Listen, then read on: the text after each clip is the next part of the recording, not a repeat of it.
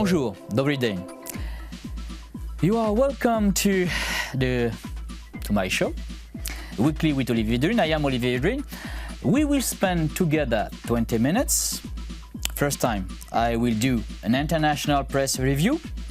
And at the second part of my TV program, I will receive, as usual, a guest. But let's start with something very interesting, a very interesting subject. The 10th of December, that was the day of human rights. And I think we must talk about that. What is human right now? With wars, with what's happened all around the world. After the Second World War, the world was shocked about what's happened during those very, very bad years of the Second World War.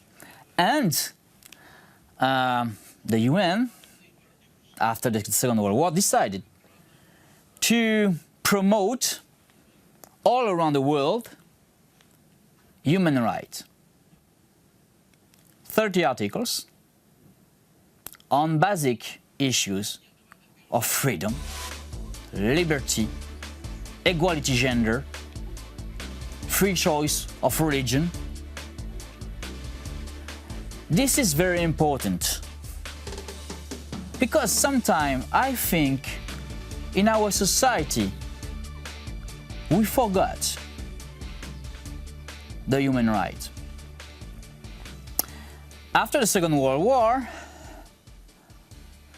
we started to think about how we can build a new world after the drama of fascism, Nazism. And when we accepted to sign those declarations, that was the 10th December 1948, we decided, or a lot of nations decided, to sign the human right for the world. And you know what? It's very interesting. Some country didn't sign. Which countries? The Soviet Union.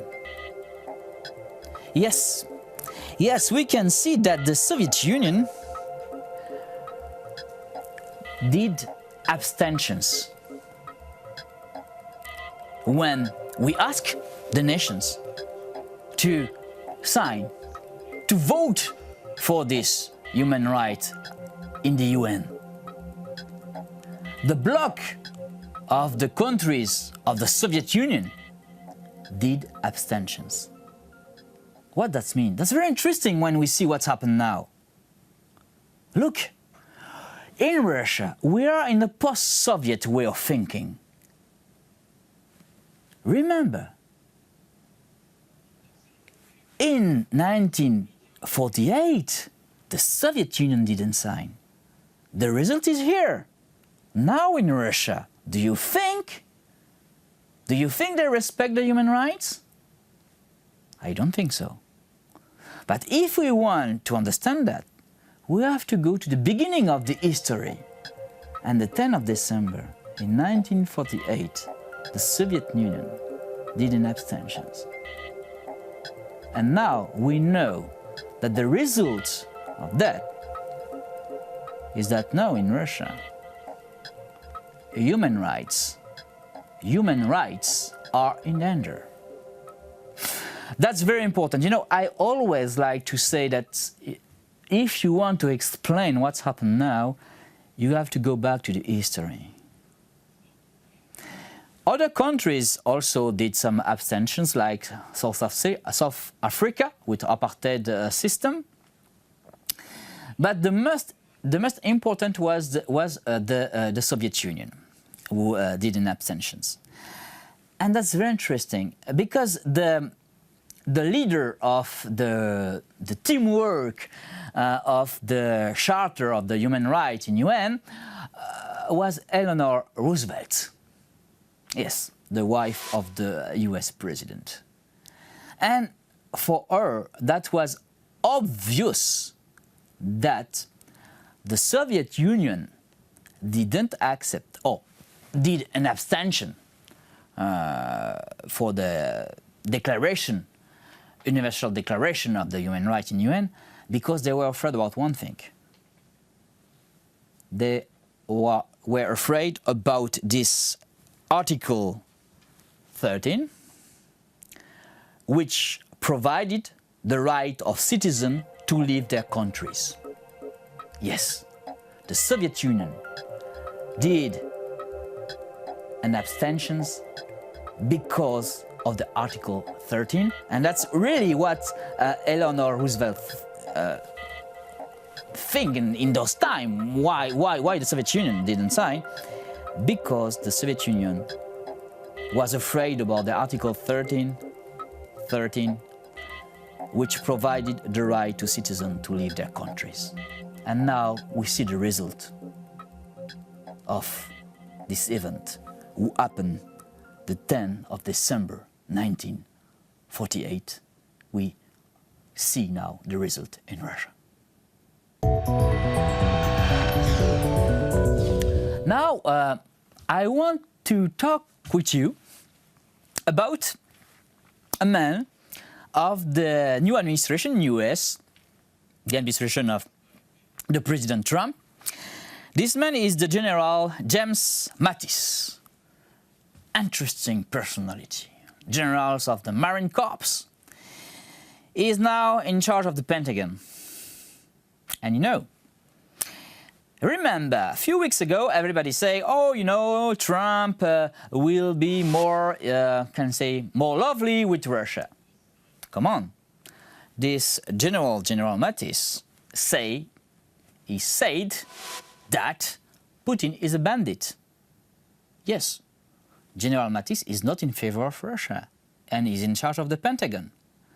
I say to you, during the recording I did about the Trump election, that Trump will not be the same as a president as he was as a candidate. Then General Mattis is not in favor of Russia. He's in favor of US. And he said, I repeat, Putin is a bandit. This man is in charge of the Pentagon. I think we will have other persons like that who will say that they don't like Russia.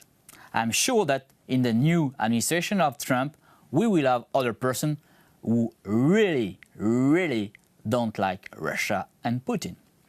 I wanted to speak about that because, you know, I am really fed up about all the analysis about new Trump administration and really US will not change 100% its own policy with Russia. US will stay in the same way, and General Mattis is a good example. The 10th of December, that was the day of human rights. That was the day of human rights, and one of my friends sent to me information. And I was really shocked. In Crimea, the administration closed Church of Christians of Evangelical Faith, Voice of Hope, located in Bakhchisarai in Crimea. Yes, the administration of Crimea closed the church. This church, why? This church did a great job with some people, homeless, drug addicts. Why they closed that? Because, you know,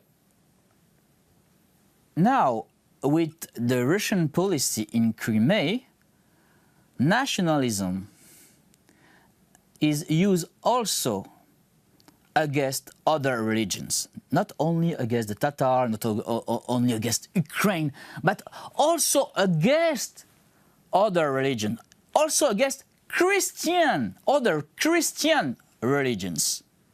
And that's the result of the non-tolerance of the Kremlin. The Kremlin want his own religion, and you need to have the permission of the Kremlin to open your church. What's that? That's a shame, really. And this church now in Crimea is closed. And this church really helped a lot of persons, homeless, drug addicts. That's really a shame. Everybody must be free to believe. And for me, this is really a result of the non-tolerance of the Kremlin. Yes, shame on the Kremlin when the Kremlin closed a church. I am very happy today to receive as a guest Anastasiya Rahimova, founder and owner of the magazine People In.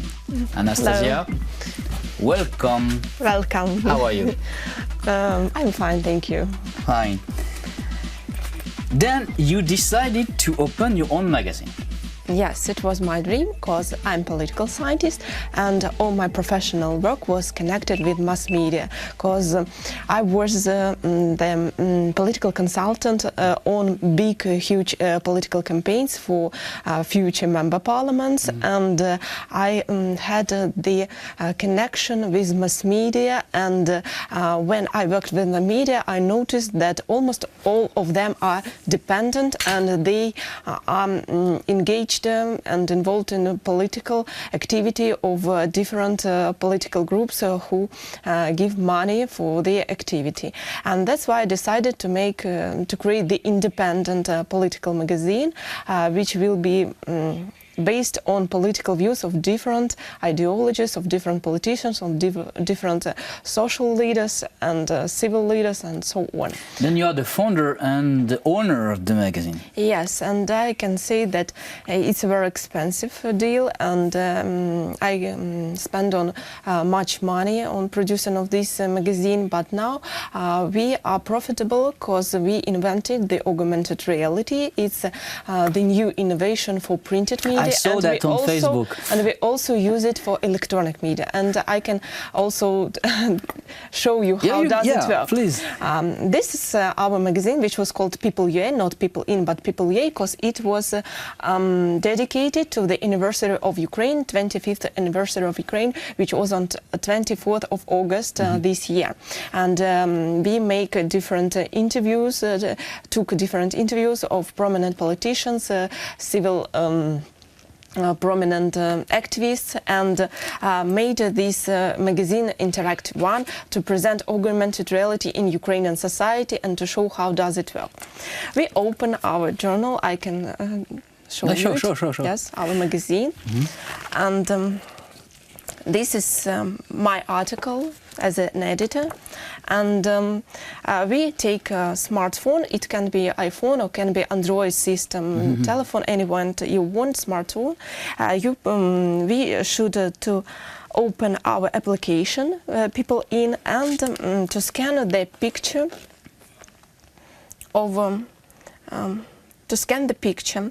Now the video is loading, and I can push play and to see the interview of me on the pages of this magazine. Wow. Yes, it's only one form of augmented reality. It's video form, so we can make live interviews. For example, today program we can put on our printed version. On the next. Yes, and the person who will take this magazine, he will, for example, see the page where is the photo of you, for example, put his phone. This is your interview. Yes, this is my interview. Put his phone, her phone, and he or she can see more. It's only one opportunity. There are also other opportunities. For example, 3D models for advertisements. We can take journal. Now the picture will be scanned. It depends on the lighting. So it's not now. It's loading. Now loading 3D model of the car, Tesla car.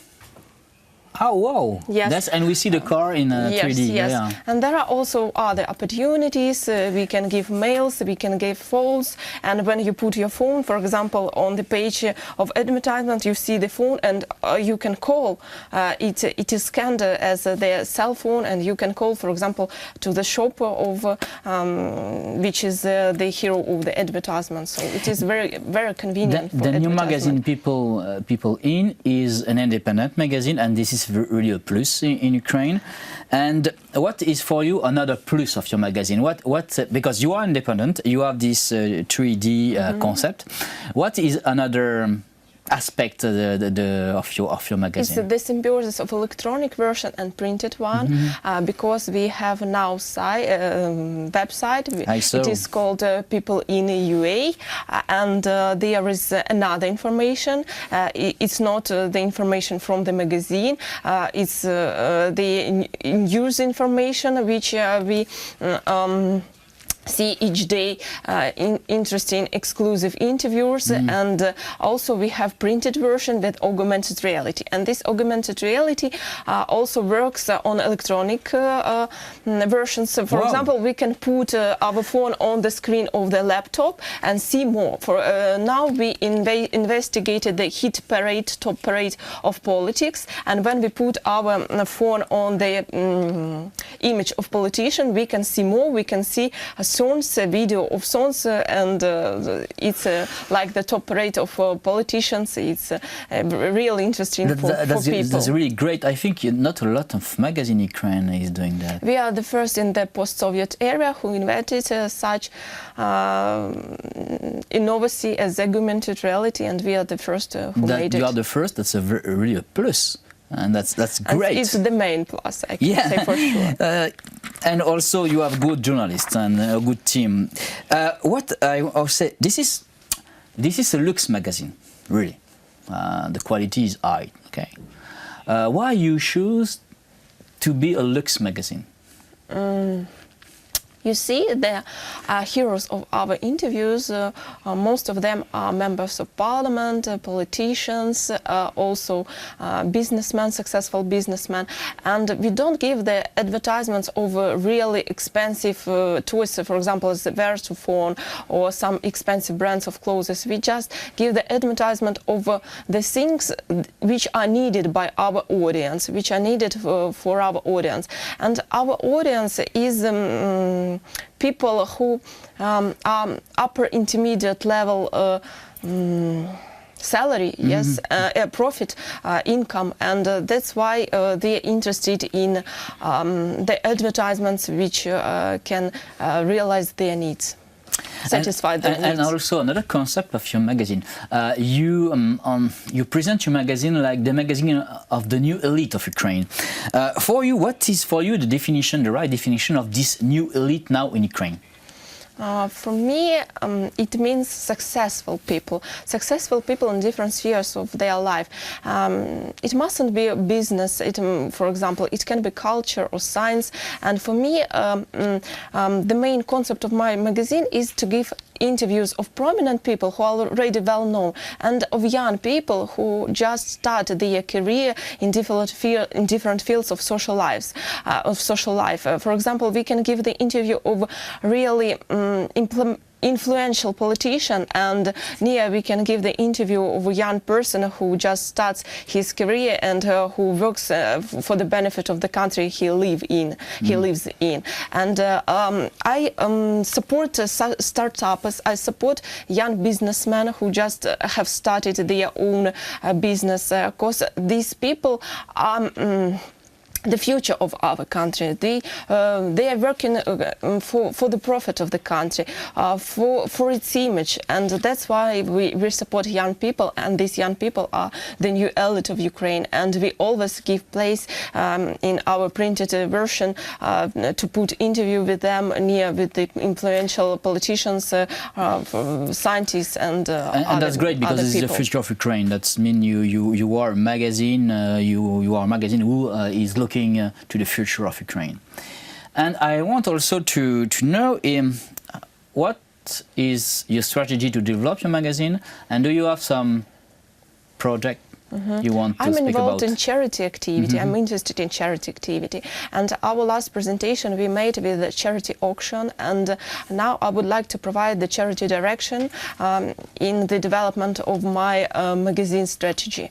And now each time we communicate with our heroes of interviews, we ask them to give us some things for auctions, charity auctions, and I'm going to organize twice once per 2 months. Wow.